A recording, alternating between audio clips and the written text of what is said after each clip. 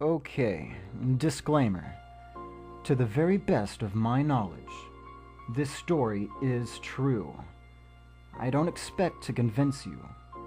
Truth be told, I've had a hard time coming to terms with this myself.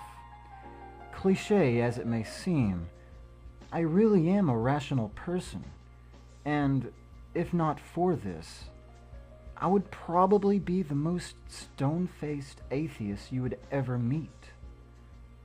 But after much internal struggle and debate, I have come to the conclusion that there are things in life that simply can't be explained with reason, at least in the form in which we know it.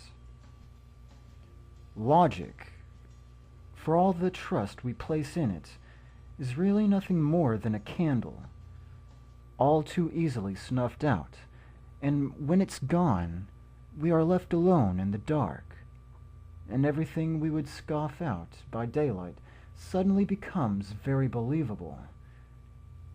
Alright, before I wax too melodramatic, here's my story. I was very young, only 4 or 5 at most, before either of my siblings were born. It was just Mommy and Daddy and me, living in our little house in Great Bend, Kansas. Very quaint. We were a young family, without much money, and most of our furniture was second-hand. It was the middle of the day, summer, hot and boring, and I was playing marbles by myself on the thin carpet beside the huge old flower-patterned couch. Mom was down the hall in the kitchen, and Dad was at work. Why I was trying to roll marbles around the carpet, I don't know. We had a perfectly good linoleum floor, after all. But there I was, swishing the marbles back and forth, happily bouncing them into each other. Then, in my overzealous enthusiasm, I rolled too hard. My favorite marble, the clear ruby red one, zipped into the dark space under the couch and was lost. Damn it. Dad wasn't home, and he was the only one strong enough to move that huge old couch for me. I'd have to get the marble back myself. I reached up under the couch, tentatively at first, and then deeper. Encountering no marbles at all, I pulled my hand back out in disappointment. Then, a hand reached out from under the couch back at me. I remember the image vividly, and I suspect I always will. It was a slim hand, with tapered fingers, a woman's hand. It was gnarled and wrinkled as if it was aged. And it was dead black. Not black as in African black. Black as in dead. Of course, back then, I didn't know that corpses blacken as they decompose, so I didn't know what the black meant. The hand reached out to me as far as it could, which was just up to the wrist. Then it retreated under the couch. And then it emerged again, this time pushing with it a little crumpled up plastic bag with a logo on it that I did not recognize. It waited, as if expecting me to take the bag. Then, when I didn't, it pulled the bag back under the couch and was gone. I got up, walked down to the kitchen, and told my mommy what had happened. Why didn't I run screaming, or at least run? I really don't know. All I can say is, I was a little kid. A hand reaching out from under the couch at me didn't seem like a huge deal at all.